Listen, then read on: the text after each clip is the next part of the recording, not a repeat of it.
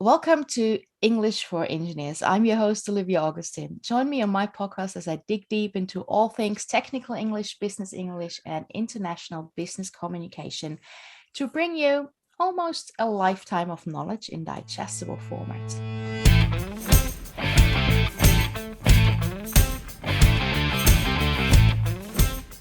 Hello, friends, fellow engineers, and the occasional word nerd who's listening in. Today, I have a very special guest with me from one of the areas of the world with the best accent, I think. I just love the Australian accent. I want to introduce you guys to my guest today, Becky Paroz.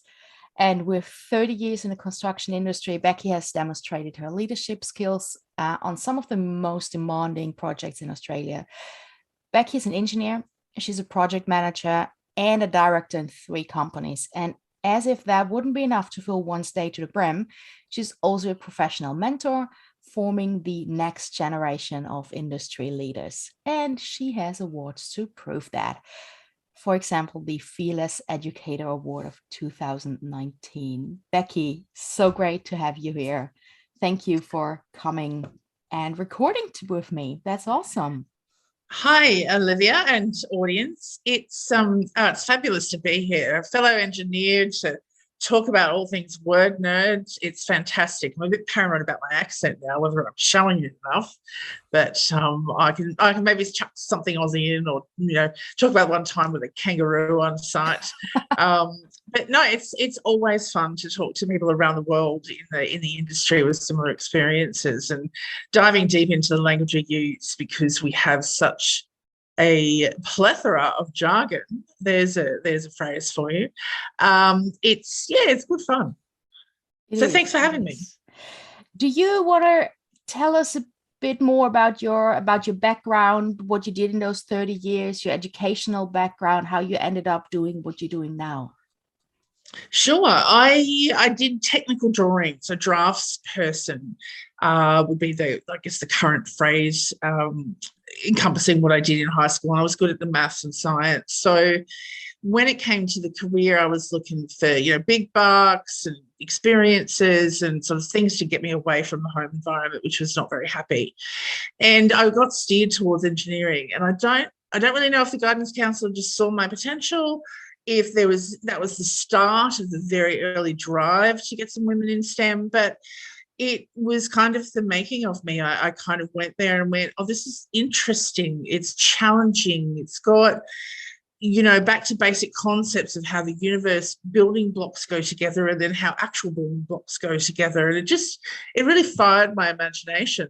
And obviously I haven't looked back. So I studied and I've worked in all sorts of different roles to get the full engineering, building, construction experience. A lot of engineers get really stuck in just the engineering, but there's so much more to the industry of construction and the business of construction. And so, my journey has been a bit of a snake through a variety of roles, which I do believe has made me a much better, well-rounded and more adaptable project manager, because I've experienced the projects from various elements, not just the one channel. So I've done 15 years or so was QA, quality assurance management, QAM, got on ISO 9001 for those who like the numbers. And I loved that because I've learned about so many things. I did 6 months engineering, electrical study, and 6 months mechanical study, and ended up on civil just to kind of complete the degree, because I realized by then I didn't really want to do engineering. It was the business I wanted to be in. And so getting into QA, I got to learn all about pipelines and welding and fire alarms and all this stuff that you don't get exposed to as an engineer and learning about engineering, and certainly don't necessarily get exposed to if you have that very linear engineering path. And so it just fed my curiosity for stuff. Like, I probably know more about doors than I ever really wanted to. And how to install them, and how important they are, and how they meet code and building legislation, and D 1.2 of the BCC, which is the Building Code of Australia. Um, but at the same time, it's all knowledge and it's all fascinating and it all has relevance. And so it just really fed me for a long time. And again, having that interaction, I suppose, at that level and that kind of quality assurance made me realize how important it is and how undersold it is, because when your product is wrong, how on earth can you expect anything to go right? And I'm kind of getting talking about product because I know that's going to sort of segue into where you're going to take us on this journey. And it really, like, if you think about it, if you don't have the right foundation, your building won't stand up. If you don't have the right road, your cars won't be as safe. If you don't have the right steel, your building can suffer from earthquakes and other type of interactions with nature that can cause it to fail much sooner and be far more costly, not only in terms of infrastructure, but human life. And so, this is all the stuff that just kind of really fires me and keeps me interested in the game. Wow. Really cool. So you really have a well-rounded, I don't know if the word education is the right word, but you took it all in. And yes. there are no rough edges anymore. Look, I'm a construction girl. There's rough edges, and we'll try not to demonstrate that through the use of language here today. And hopefully those construction words don't pop out. But I love the rough edges personality-wise, but knowledge-wise, I think you're super polished. I do. Thank you. And I do. So I guess it's a point of pride, particularly as a female in the industry, to be right. Not only is it a personal like, it's very satisfying when I'm in those sort of, big boardroom arguments and the boys with their big pants think they're always right, to kind of have that moment of, oh, the girl got it. It's satisfying. It is. Yeah, totally. I know that. And I mean, I think the last 30 years, a lot has changed, but it's still a bit more fighting for us than for our dear male counterparts. I think we've come a long way, but there is definitely further to go. Yeah, probably shouldn't say there's more fighting for us, and I shouldn't include myself as I'm not actively in the industry anymore. But you're still supporting the industry, and I think that's still inspirational for other women to come in there. So I think there's a place for us all to be supportive, no matter. And no matter sort of what role we fulfill, because they're all important. Yeah. And I'm still addicted to the smell. Whenever I walk along a building site, I'm like sniffing in the concrete and the dirt smell, and I'm like, oh, I kind of miss it. Yes, there is a certain atmosphere you do get used to after a while, and it's that machines and dirt and beeping and hustle, and there's nothing else like it than being in the middle of a busy site. And that super satisfied feeling when a project is done. Like there is a project, that building, there's something that you can show off, that there's something in your hand, you can touch it. It's just some real stuff. From this hole in the ground or this dirt patch remote comes this thing that employs people and engages people and gives life to something, whether it be a building or a shopping center or an operational production facility. It is. It's a thing that does other things, and it's cool. And it touches so many people you will never meet, you will never know them, and it's how many people literally cross a bridge that you've planned or built or designed? It's and that's kind of exciting to think of, is that was something I was a part of. That's for me the alluring part of engineering. Very much so. But as if it's best case, a lot of engineers listening to the podcast, so we don't need to tell them how cool the job is, because they know exactly. That's why they pick them.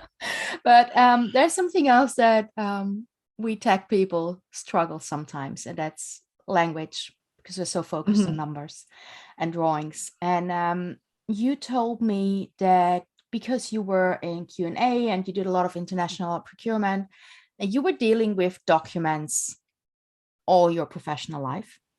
And you told me that a lot of documents were, because you had international projects, they were translated into English. And then you got that sometimes poorly translated documents and you had to translate them into real English. Can you tell us a little bit more? What were the challenges? How did you go with that? How did you do that? Look,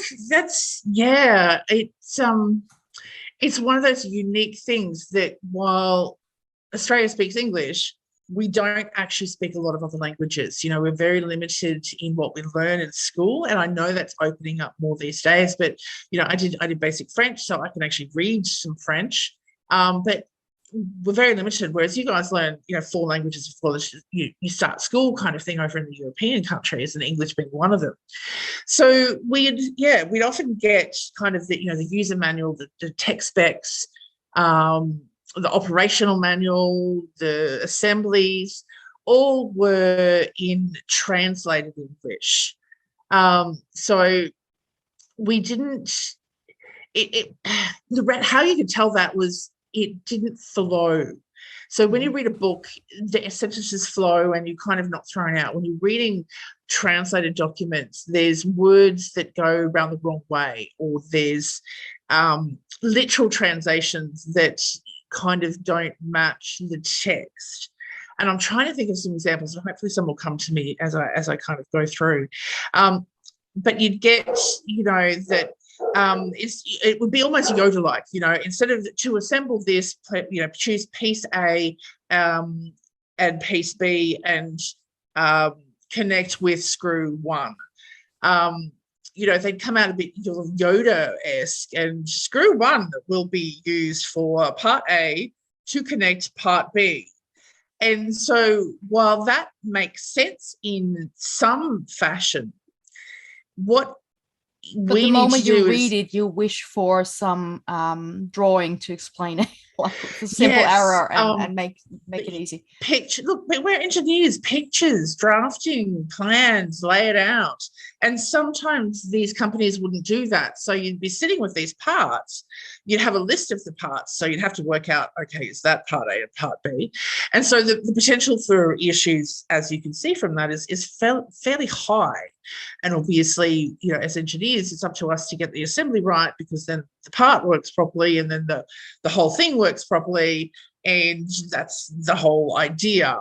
So, it used to be fun to kind of get a group together of, the engineer that sort of signed off on the part, the guy in the field, the labourer or the techie who's going to assemble it, me as the QA, the safety guy, because, no one's ever seen this part before, so he needs to kind of do a bit of safety review. And then, someone in charge who just needs to sit there to feel like they're, going to be supportive or important, or both. And then kind of decode this document. And so as QA, part of my job is to then get that into what we would call a process. So I would document the process and turn that into something that then everybody could follow, should we have something that's going to be a repeatable experience. Things like pipeline.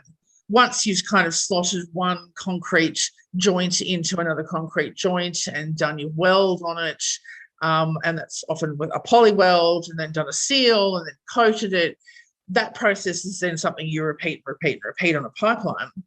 When you're doing things like, say, a sewage treatment station, a water treatment plant, that sort of thing, some of it's repeatable, but it's not then repeatable again until you go build another one. So a lot can be lost from the knowledge that you gather with that team if you don't capture it properly. Mm-hmm. And so that was a big part of my role in QA, is capturing a lot of this stuff, lessons learned, the understanding, proper documentation, kind of using that awkward translation and turning into something that, a tradie, and our tradies often aren't they're not university educated, they're very, very good with their hands, very good with tools, but they're not necessarily readers. So they don't want, the document that's 3 or 4 inches thick. They want a 2 or 3 page document. They can go do A, do B, do C, and at the end go, here's exactly what you need, and it's right.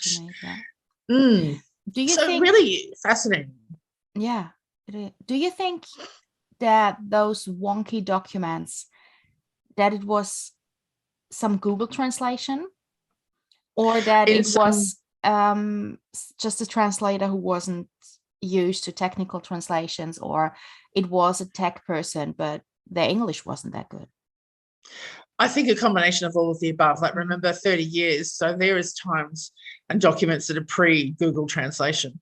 So we're talking, they've paid someone to translate the document. And you're right, it's very obvious if they're not technical, because they don't put the jargon in the right spots. They don't use the right tense of the jargon, or just, it's just off. And we as engineers know that even in our own native language when we're reading something. And it's like, this person actually hasn't ever seen a transonic oscillator, or something like that, subsonic transducer.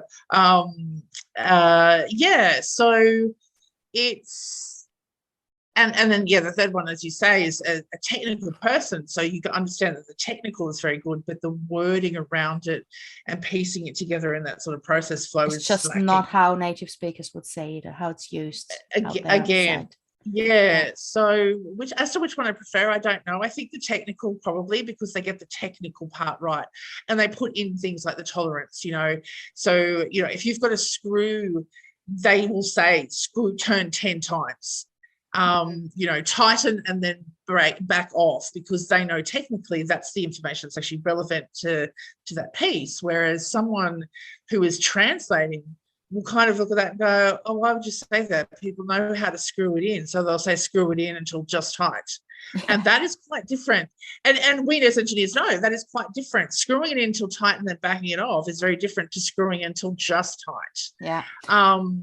It's a really good example, because you can tell if it's a tech person who translated something, or a language person. Let's just call it like that. There are professional terms for it, but I prefer tech person and language person, as I called my cat. It is what it is. Yeah. Oh yeah. So Becky, if you could, do you have a tip, or do you have any method that you wanna, or a tip that you could give? Let's start with native speakers. A tip that you would give native speakers when they're writing documentation or technical documents or reports. What would you tell them? What should they do to make it easily understand for an international team? I think the first thing is have definitions. Like, one of the things in my procedures, I always have definitions. It doesn't matter what you think you know. When it comes to following a procedure, you want to be very clear of what you do know. So I use definitions on must and should. I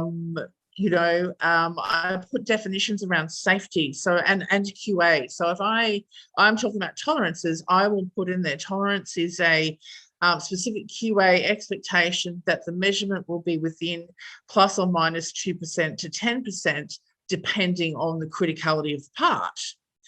So when I talk about tolerance, that makes it very clear that is exactly what I mean, as opposed to tolerance, which, in normal language and in English language is the ability to put up with stuff.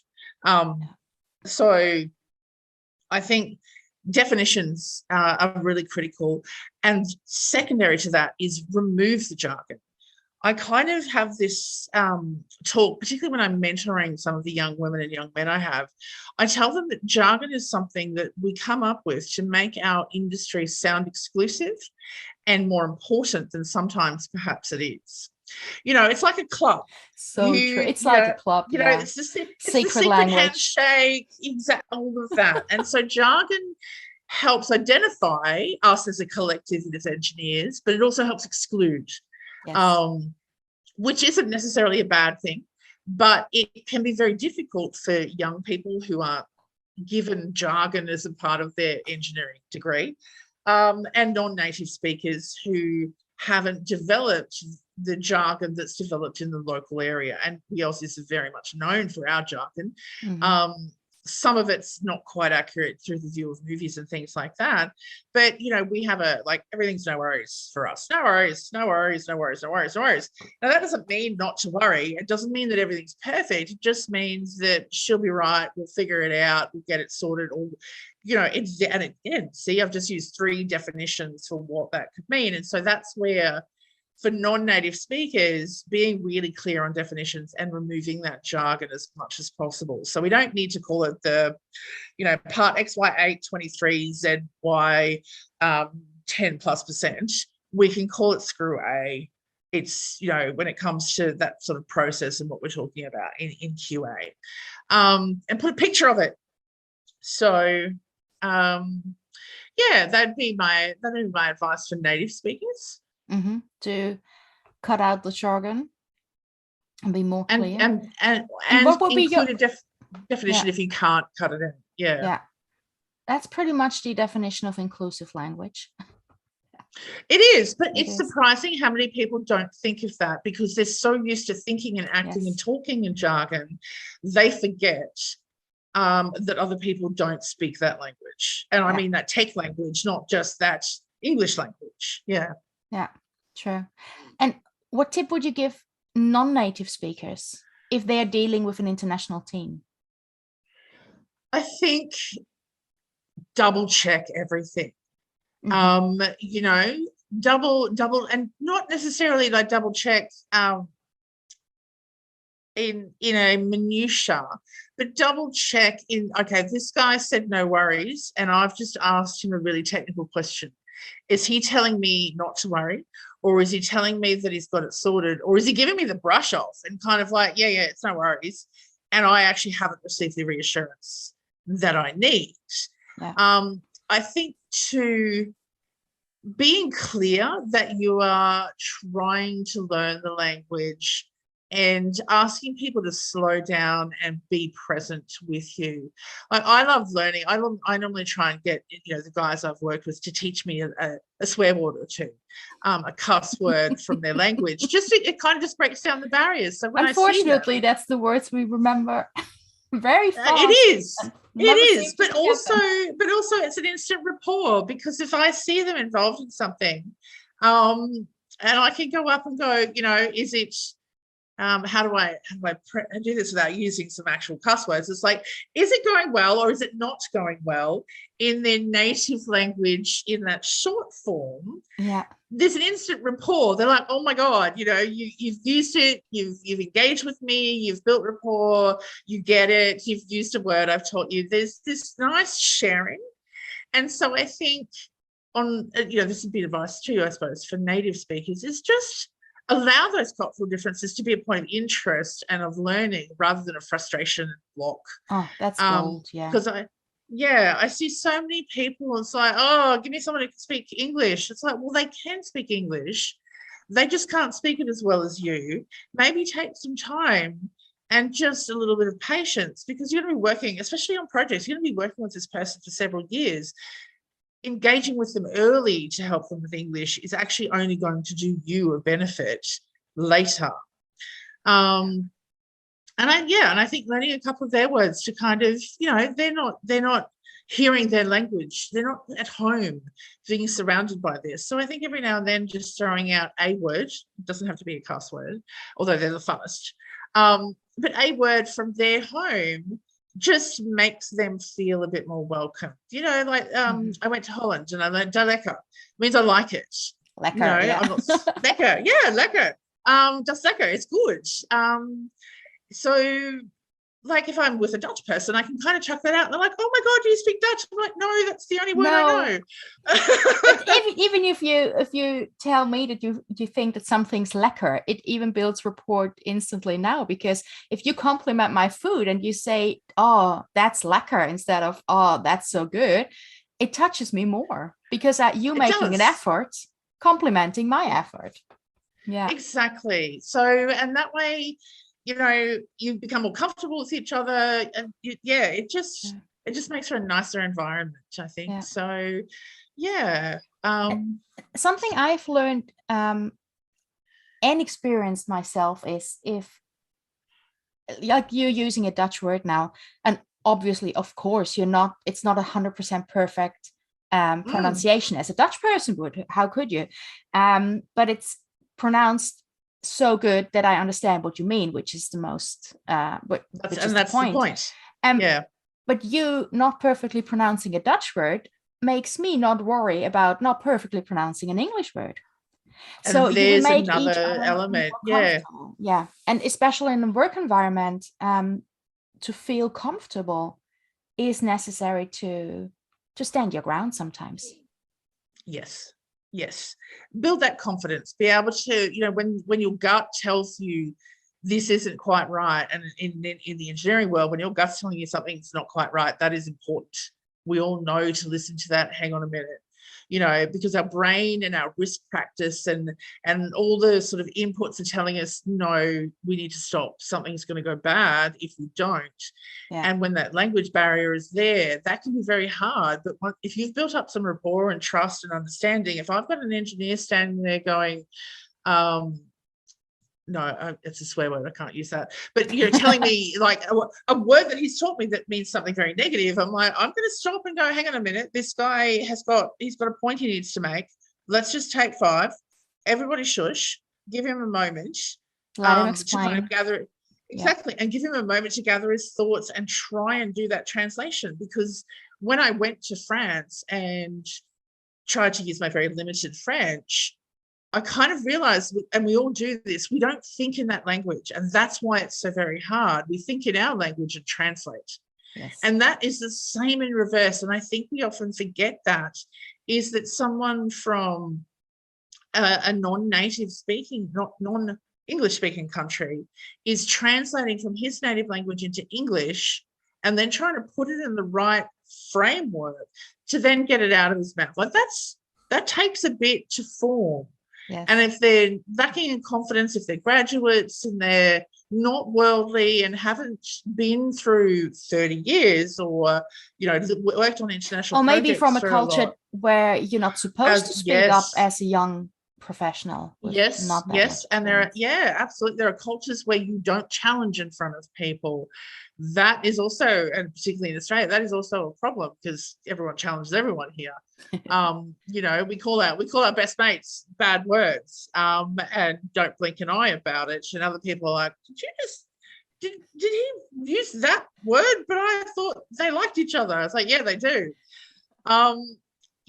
So just reduce the complexity and make it easy to share, but be respectful and allow that space for that thought process to occur. Yeah. Because, if I were to try and think of, I had to read the map in Dutch when we were at the Netherlands. And I could read, a pretty good range of Dutch words by the time I left because I was immersed in reading the map and I had to figure out all these things. Thank God for the numeric system because that was much easier on the highways. Oh, yes. But again, I'm still translating. I'm not thinking Erst is west. I think I got that right. When I'm reading it, I'm going O-U-S. Oost is west. Okay, west is, which direction am I going? That way. It's not easy. And it just takes the 1.5 extra seconds to translate. And it takes 3 times the brain power, I sometimes think. It does, but it allows for a much better outcome collectively if we just find the space to do that. Yeah, so true. So very true. So your top tip for native and non-native English speakers is remove the jargon. I think that's probably my top tip. Yeah. If it walks like a duck and looks like a duck, call it a duck. Exactly. Yes. Becky, that was amazing. I know from our previous chats we can go on for hours, but we will do that in another podcast episode because I definitely want to talk to you about how you coach and teach and mentor women to step up and showcase their skills in the industry. And I'd love to. Oh yeah, me too. I'd love to. That's going to be another great podcast. Thank you so much. That was amazing insights. I know that I always call them my engineers. I know that my engineers will love it. And that was it for today, my friends. This was English for Engineers. I'm your host, Olivia Augustin. Our guest today was Becky Paroz, and I'm talking to you soon.